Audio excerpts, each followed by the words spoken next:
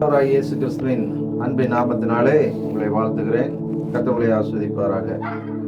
குணமாற தினஜானம் என்ற நிகழ்ச்சியின் வாயிலாக உங்களை சந்திப்பதிலே நான் மிகவும் மகிழ்ச்சி அடைகிறேன்.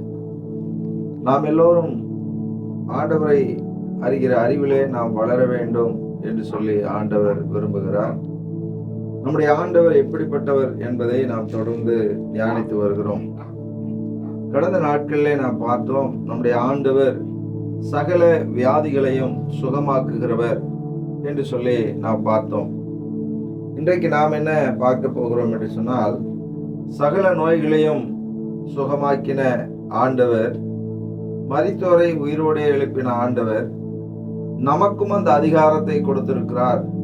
நம்மையும் சகல நோய்களையும் நீக்கும்படியாக நமக்கும் அந்த அதிகாரத்தை கொடுத்து, நீங்கள் போய் சகல நோய்களையும் சுகமாக்குங்கள், பிசாசுகளை துரத்துங்கள், மரித்தோரை உயிரோடு எழுப்புங்கள் என்று சொல்லி நமக்கு அதிகாரம் கொடுத்திருக்கிறார். மத்தேயு எழுதின சுவிசேஷம் 10ஆம் அதிகாரம் 1வது வசனத்தையும் 8வது வசனத்தையும் நாம் வாசிக்க கேட்கலாம். அப்பொழுது அவர் தம்முடைய 12 சீஷர்களையும் தம்மிடத்தில் வரவழைத்து, அசுத்தாவிகளை துரத்தவும் சகல வியாதிகளையும் சகல நோய்களையும் நீக்கவும் அவர்களுக்கு அதிகாரம் கொடுத்தார். வியாதி உள்ளவர்களை சொஸ்தமாக்குங்கள், குஷ்டரோகிகளை சுத்தம் பண்ணுங்கள், மரித்தோரை எழுப்புங்கள், பிசாசுகளை துரத்துங்கள், இலவசமாய் பெற்றீர்கள், இலவசமாய் கொடுங்கள். இங்கே நாம் பார்க்கிறோம், பிரியமானவர்களே, ஆண்டவராகிய இயேசு கிறிஸ்து இந்த உலகத்திலே வாழ்ந்த போது முதலாவது அவர் மரித்தோரை உயிரோடு எழுப்பினார், வியாதிகளை சுகமாக்கினார், பிசாசுகளை துரத்தினார், குஷ்டரோகிகளை சுத்தம் பண்ணினார், பெரும்பாடு உள்ள வியாதி உள்ள சகோதரியை சுகமாக்கினார், ஊமையை பேச வைத்தார், செவிடர்களை கேட்க வைத்தார், முடவர்களை நடக்க செய்தார். இப்படி அவர் சகல வியாதிகளையும் சுகமாக்கினார்.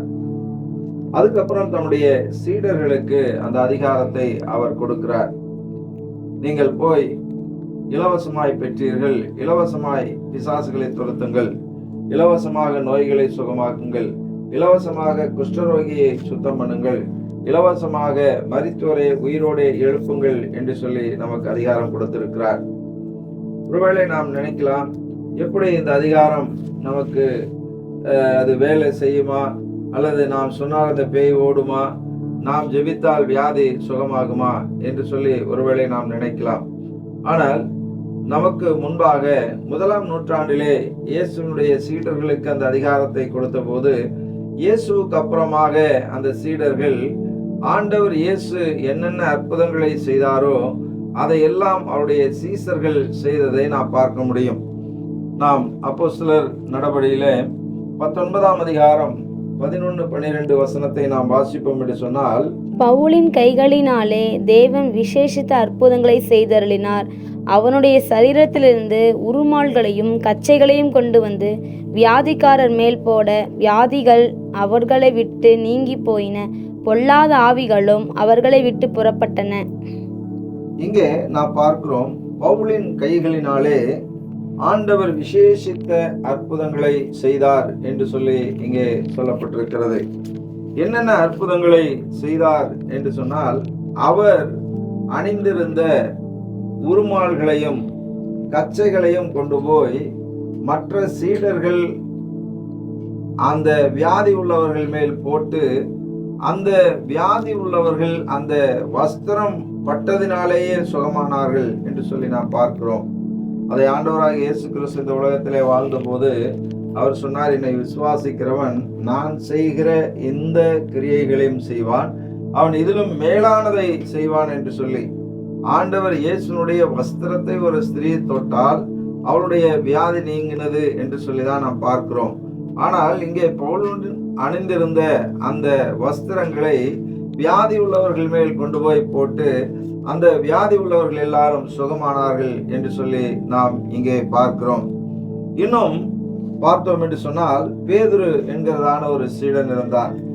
அந்த சீடன் தாயின் வயிற்றிலிருந்து பிறந்தது முதல் சப்பானியாய் இருந்த ஒரு முடவனை அவன் சுகமாக்குகிறதை நாம் பார்க்க முடியும். அப்போஸ்தலர் 3ஆம் அதிகாரத்திலே 6 முதல் 8 வசனம் வரைக்கும் நாம வாசிப்போம் என்று சொன்னால், அப்பொழுது பேதுரு, வெள்ளியும் பொன்னும் என்னிடத்தில் இல்லை, என்னிடத்தில் உள்ளதை உனக்கு தருகிறேன்.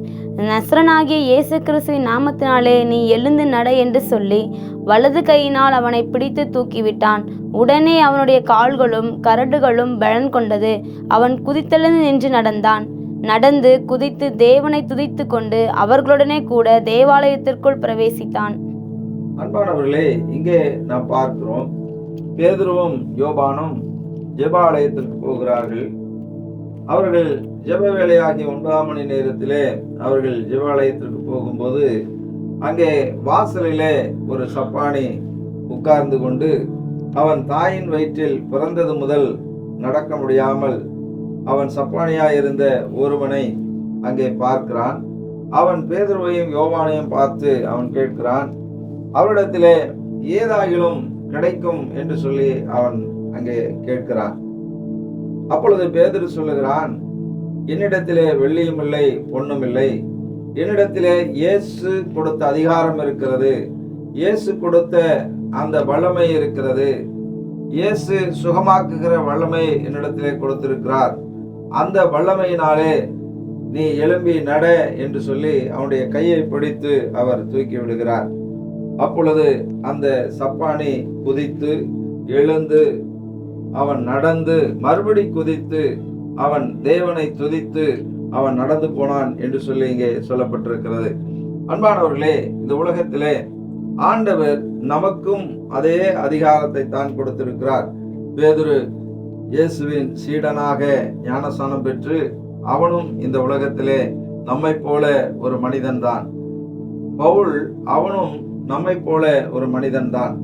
ஆனால் ஆண்டவர் இயேசுவை அவர்கள் விசுவாசித்து ஏற்றுக்கொண்டபடியினாலே அவர்களுக்கு கொடுத்த அதிகாரத்தை அவர்கள் கொண்டு போய் மக்களிடத்திலே பயன்படுத்தினார்கள்.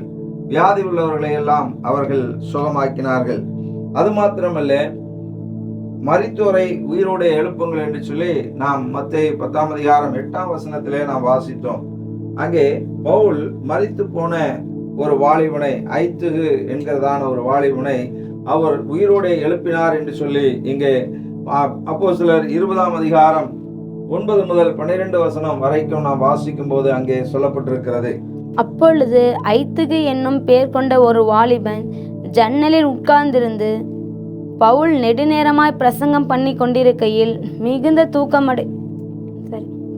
அப்பொழுது ஐத்துகு என்னும் பேர் கொண்ட ஒரு வாலிபன் ஜன்னலில் உட்கார்ந்திருந்து பவுல் நெடுநேரம் பிரசங்கம் பண்ணி கொண்டிருக்கையில் மிகுந்த தூக்கமடைந்து நித்திரை மயக்கத்தினால் சாய்ந்து 3ஆம் மெத்தையிலிருந்து கீழே விழுந்து மரித்தவனாய் எடுக்கப்பட்டான். உடனே பவுல் இறங்கி போய் அவன் மேல் விழுந்து அவனை அணைத்து கொண்டு, கலங்காதிருங்கள், இவன் உயிர் இவனுக்குள் இருக்கிறது என்றான். பின்பு ஏறி போய் அப்பம் பிட்டு புசித்து விடியற்காலம் அளவும் வெகு நேரம் பேசி கொண்டிருந்து பின்பு புறப்பட்டான். அந்த வாலிபனை அவர்கள் உயிருள்ளவனாக கூட்டிக் கொண்டு வந்து மிகுந்த ஆறுதல் அடைந்தார்கள். இங்கே நாம் பார்க்கிறோம், அங்கே பவுல் என்ன செய்கிறார்? ஒரு இரவு நேரம் அவர் வெகு நேரம் பிரசங்கித்துக் கொண்டிருக்கிறார். அப்பொழுது அங்கே ஒரு வாலிபன் ஜன்னல் அருகே உட்கார்ந்து பவுலுடைய பிரசங்கத்தை அவன் கேட்டுக்கொண்டிருக்கிறான். கேட்டுக்கொண்டிருக்கும் போது அவனுக்கு மிகுந்த தூக்கம் தாங்க முடியாத நிலை வருகிறது. உடனே அவன் ஜன்னலிலே இருந்து கீழே விழுகிறான். கீழே விழுந்து அவன் மரித்து போனவனாக எடுக்கப்படுகிறான். அங்கே மரித்து போன அந்த சகோதரனை இங்கே பவுல் உயிரோடு எழுப்பி அவர்களுக்கு கொடுக்கிறார். அன்பானவர்களே, நம்முடைய வாழ்க்கையிலும் கூட நாம் அப்படிப்பட்ட அற்புதங்களை நம் கையில் செய்வதற்கு ஆண்டவர் எதிர்பார்க்கிறார். ஏனென்றால் யாரெல்லாம் இயேசு கிறிஸ்துவை விசுவாசித்து ஞானஸ்நானம் பெற்றுக் கொள்கிறார்களோ அவர்களுக்கு எல்லாருக்குமே இந்த அதிகாரத்தை நான் கொடுக்கிறேன் என்று இயேசு உயிர்த்தெழுந்த பின்பு அவர் மார்க் எழுதின சுவிசேஷம் 16ஆம் அதிகாரம் 16வது வசனத்திலிருந்து நாம் வாசிப்போம் என்று சொன்னால் அவர் அந்த அதிகாரத்தை கொடுக்கிறார். விசுவாசம் உள்ளவனாகி ஞானஸ்நானம் பெற்றவன் ரட்சிக்கப்படுவான், விசுவாசியாதவனோ ஆக்கினிக்குள்ளாக தீர்க்கப்படுவான். விசுவாசிக்கிறவர்களால் நடக்கும் அடையாளங்கள் ஆவன: என் நாமத்தினாலே பிசாசுகளை துரத்துவார்கள், நவமான பாஷைகளை பேசுவார்கள், சர்ப்பங்களை எடுப்பார்கள். சாவுக்கேதுவான யாதொன்றை குடித்தாலும் அது அவர்களை சேதப்படுத்தாது. வியாதியஸ்தர் மேல் கைகளை வைப்பார்கள், அப்பொழுது அவர்கள் சொஸ்தமாவார்கள் என்றார். இங்கே நாம் பார்க்கிறோம், ஆண்டவராகிய இயேசு கிறிஸ்து இந்த உலகத்திலே அவர் 33 வருடம் அவர் நன்மை செய்கிறவராயும் பிசாசின் வல்லமையில் அகப்பட்ட யாவரையும் விடுதலையாக்குகிறவராயும் சுற்றித் திரிந்தார். அவரை சிலுவையிலே அடித்து அடக்கம் பண்ணப்பட்டு 3வது நாள் உயிர்த்தெழுந்து அவர் பரமேறி போவதற்கு முன்பாக சீசர்களை எல்லாம் அழைத்து அவர்களுக்கு இந்த அதிகாரத்தை அவர் கொடுத்தார். யாரெல்லாம் இயேசு கிறிஸ்துவை சொந்த இரட்சகராக ஏற்றுக்கொண்டு விசுவாசித்து ஞானஸ்நானம் பெறுகிறார்களோ அவர்கள் எல்லாருக்குமே சுகமாக்குகிற அந்த வரத்தையும் வல்லமையையும் ஆண்டவர் கொடுத்திருக்கிறார். ஆகையினாலே இன்றைக்கு நாம் பார்க்கிறோம், இந்த உலகத்திலே ஏதோ இந்த அற்புதங்களை செய்வதற்கு எப்படி மருத்துவத்திலே கண் ஸ்பெஷலிஸ்ட், காது ஸ்பெஷலிஸ்ட், எலும்பு ஸ்பெஷலிஸ்ட் அப்படின்னு சொல்லி இருக்கிறாங்களோ அது மாதிரி இன்றைக்கு நிறைய ஊழியக்காரர்கள் நான் தான் பேயை விரட்டுவதற்கு ஒரு சில ஊழியக்காரர் ஸ்பெஷலிஸ்டாக இருக்கிறேன் என்று சொல்லுகிறார்கள். ஒரு சிலர் நோய்களை சுகமாக்குவதற்கு நான் ஸ்பெஷலிஸ்டாக இருக்கிறேன், எனக்கு தனியா ஆண்டவர் வரத்தை கொடுத்திருக்கிறார் என்று சொல்லிக் கொண்டிருக்கிறதை நாம் பார்க்கிறோம். இல்லை பிரியமானவர்களே, யாரெல்லாம் இயேசு கிறிஸ்துவை என்னுடைய சொந்த இரட்சகராக, என்னுடைய பாவத்திற்காக, என்னுடைய குடும்ப சாபத்திற்காக அவர் சிலுவையில அடிக்கப்பட்டு அடக்கம் பண்ணப்பட்டு 3வது நாள் உயிர்த்தெழுந்து இன்றைக்கும் உயிரோடு இருக்கிறார். அந்த உயிரோடு இருக்கிற இயேசு கிறிஸ்து எனக்குள்ளேயும் இருக்கிறார். உயிரோடு இருக்கிற இயேசு கிறிஸ்து எனக்கு அற்புதங்களை செய்வதற்கு, அதிசயங்களை செய்வதற்கு தேவன் எனக்கு வரங்களை கொடுத்திருக்கிறார் என்று சொல்லி யாரெல்லாம் விசுவாசிக்கிறார்களோ அவர்களுக்கு இந்த வரங்கள் எல்லாமே வேலை செய்யும். ஏனென்றால் பேதுரு சொல்லும் போது அவன் சொல்லுகிறான், நீங்கள் ஒவ்வொருவரும் மனம் திரும்பி இயேசு கிறிஸ்துவின் நாமத்தினாலே ஞானஸ்நானம் பெற்றுக்கொள்ளுங்கள், அப்பொழுது பரிசுத்த ஆவியினாலே கொடுக்கப்படுகிற வரத்தை நீங்கள் பெறுவீர்கள் என்று அப்போஸ்தலர் 2:38 அவன் சொல்லுகிறார். ஆகையினாலே அன்பானவர்களே, இன்றைக்கு நாம் வியாதிக்காக ஏதோ ஒரு சபையில இருக்கிற பாஸ்டர் இடத்திலேயோ அல்லது அதற்காக ஒரு ஜெப கூட்டத்திலேயோ கலந்து கொண்டு ஜெபித்தால்தான் நம்முடைய வியாதி நீங்கும், பிசாசு போகும் என்று சொல்லி அல்ல.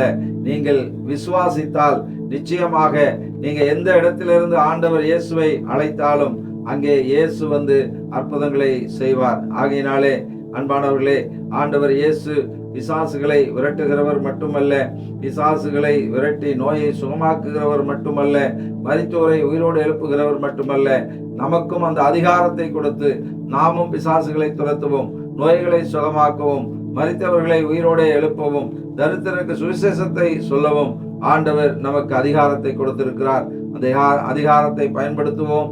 நாமும் வியாதி இல்லாமல் வாழ்வோம், வியாதி இருக்கிறவர்களை நாம் சுகமாக்குவோம், பிசாசுகளை விரட்டுவோம். கர்த்தர் நம்மை தொடர்ந்து வழி நடத்துவாராக. ஜெபிப்போம். பரிசுத்தமுள்ள பிதாவே, ஆசீர்வதிக்கப்பட்ட இந்த வேலைக்காக நாங்கள் நன்றி செலுத்துகிறோம். இப்பொழுதும் ஆண்டவரே, இந்த சத்தத்தை கேட்டுக்கொண்டிருக்கிற ஒவ்வொருவருக்காகவும் நாங்கள் ஜெபிக்கிறோம். எங்கள் தேவனாகிய கர்த்தர், நீர் வியாதிகளை சுகமாக்குகிறவர் மாத்திரமல்ல, வியாதிகளை சுகமாக்குவதற்கு ஆண்டவரே ஒவ்வொரு விசுவாசிக்கும் நீர் அதிகாரத்தை கொடுத்திருக்கிறீர். யாரெல்லாம் விசுவாசித்து ஞானஸ்நானம் பெற்றிருக்கிறார்களோ அவர்கள் எல்லாருக்குமே பிசாசுகளை துரத்த நீர் அதிகாரம் கொடுத்திருக்கிறீர். பில்லிசூனியங்களை விரட்ட நீர் அதிகாரம் கொடுத்திருக்கிறீர். மரித்தவர்களை உயிரோடு எழுப்ப நீர் அதிகாரம் கொடுத்திருக்கிறீர். அது மாத்திரமல்ல ஆண்டவரே, தரித்திரருக்கு சுவிசேஷத்தை அறிவிக்கவும் நீர் அதிகாரம் கொடுத்திருக்கிறீர்.